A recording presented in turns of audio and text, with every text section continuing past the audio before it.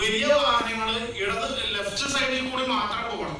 അതെങ്ങാനും റൈറ്റിലേക്ക് കയറി കഴിഞ്ഞാൽ രാവിലെ 6 മണിക്കും 8 മണിക്കും ഇടയിൽ മെട്രോ തൂണുകളുടെ ഭാഗത്തിൽ പോലീസ് ഉദ്യോഗസ്ഥരും ഒളിഞ്ഞു നിന്ന് വീഡിയോ എടുക്കുകയാണ്.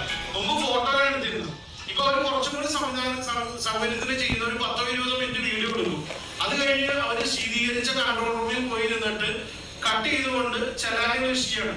ഓരോ ലൈൻ ട്രാഫിക്കിന്റെ പേരിൽ ഓരോ വാഹനത്തിന് 1000 രൂപ വെച്ച് പ്രതിദിനം 100 കണക്കിന് ചലാനുകളാണ് ഇഷ്യൂ ചെയ്യുന്നത്. ഇത്തരത്തിൽ വാഹനമായിട്ട് കേരളത്തിൽ നിരത്തിലേക്ക് ഇറങ്ങാൻ കഴിയാത്ത രീതിയിൽ ഉദ്യോഗസ്ഥരുടെ ടാർഗറ്റ് തകർത്തുന്ന ഒരു സംവിധാനമാണ് ഇപ്പൊ നിലവിലുള്ളത്.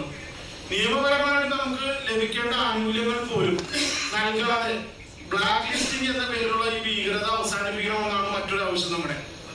മറ്റൊന്ന്, നമുക്കറിയാം എല്ലാ സർക്കാർ ഓഫീസുകളും രാവിലെ 10 മുതൽ വൈകിട്ട് 5 മണി വരെ സേവനമുണ്ട്. എന്നാൽ ഇപ്പൊ ആർടി ഓഫീസുകളുടെ പുതിയ പരിഷ്കാരം വെച്ച് ഉച്ചയ്ക്ക് 1 മണി കഴിഞ്ഞാൽ അവിടുത്തെ ഫോൺ എടുക്കില്ല.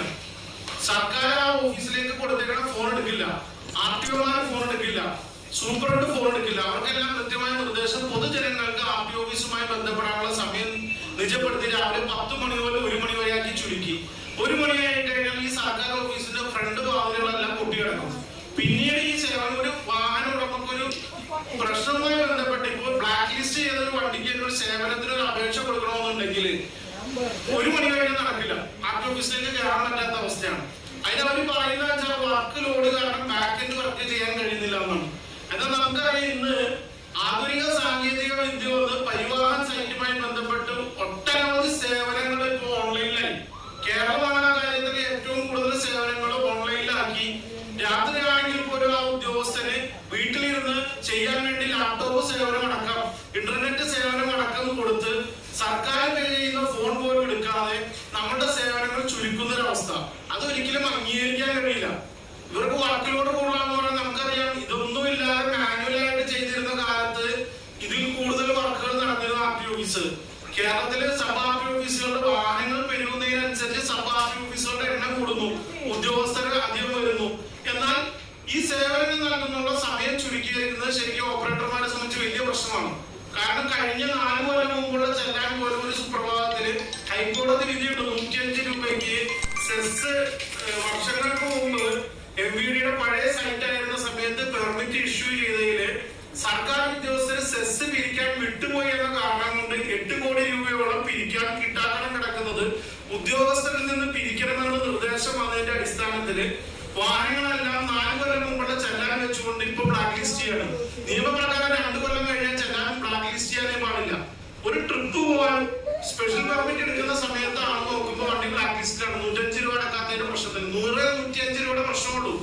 ആ സമയത്ത് പെർമിറ്റ് എടുത്ത് ട്രിപ്പ് മുടങ്ങാമെങ്കിൽ 105 അടക്കാൻ നമ്മൾ തയ്യാറാണെങ്കിൽ ചെക്ക് പോസ്റ്റ് ഇല്ല. ഇപ്പൊ ബോർഡർ ചെക്ക് പോസ്റ്റുകൾ നിർത്തലാക്കി. ചെക്ക് പോസ്റ്റിൽ നിന്ന് പെർമിറ്റ് എടുക്കാൻ കഴിയില്ല. ഓഫീസിൽ പെർമിറ്റ് എടുക്കണമെങ്കിൽ 1 മണി കഴിഞ്ഞാൽ ആർടി ഓഫീസിലേക്ക് ഫോൺ എടുക്കില്ല, ആർടി ഓഫീസിലേക്ക് കയറി ചെല്ലാൻ കഴിയില്ല. ഇതെല്ലാം വാഹന ഉടമകളെ സംബന്ധിച്ച് സാധാരണ ഓപ്പറേറ്റർമാരെ സംബന്ധിച്ച് വലിയ പ്രശ്നങ്ങളാണുള്ളത്. ഇത്തരത്തിലുള്ള വിവിധ വിഷയങ്ങൾ പരിഹരിക്കാനുള്ള ശ്രമങ്ങളുടെ ഭാഗമായിട്ട് ചർച്ചകളും തുടർ ചർച്ചകളും നടന്നെങ്കിലും ഇതിലൊന്നും ഒരു പരിഹാരം കാണാതെ പോകുന്നത് കൊണ്ടാണ് നമ്മൾ ഒരു പ്രത്യക്ഷ സമരം എന്ന നിലയ്ക്ക് കേരളത്തിലെ എല്ലാ ഡെപ്യൂട്ടി ട്രാൻസ്പോർട്ട് കമ്മീഷണർ ഓഫീസുകളിലേക്ക് സംസ്ഥാന അടിസ്ഥാനത്തിൽ തന്നെ മാർച്ച് നടത്തുകയാണ്. എറണാകുളം ജില്ലയിലെ മാർച്ച് നാളെ രാവിലെ 10 മണിക്ക് എറണാകുളം DTC ഓഫീസിലേക്ക് മാർച്ച് വെച്ചിട്ടുണ്ട്. എറണാകുളം ജില്ലയിലെ മുഴുവൻ വാഹന ഉടമകളും അവരുടെ ജീവനക്കാരും ഇതുമായി സഹകരിക്കാൻ കഴിയുന്ന എല്ലാവരുമായി ചേർന്നുകൊണ്ടൊരു പ്രത്യക്ഷ സമരത്തിന് തുടക്കം കുറിക്കുകയാണ് സംഘടന. ഇതുകൊണ്ട് പ്രശ്നപരിഹാരങ്ങളായില്ലെങ്കിൽ സംസ്ഥാന സെക്രട്ടേറിയറ്റിലേക്കുള്ള മാർച്ചും തുടർന്ന് നികുതി നിഷേധമടക്കമുള്ള സംരംഭങ്ങളുമായി മുന്നോട്ട് പോകേണ്ട അവസ്ഥയിലാണുള്ളത്.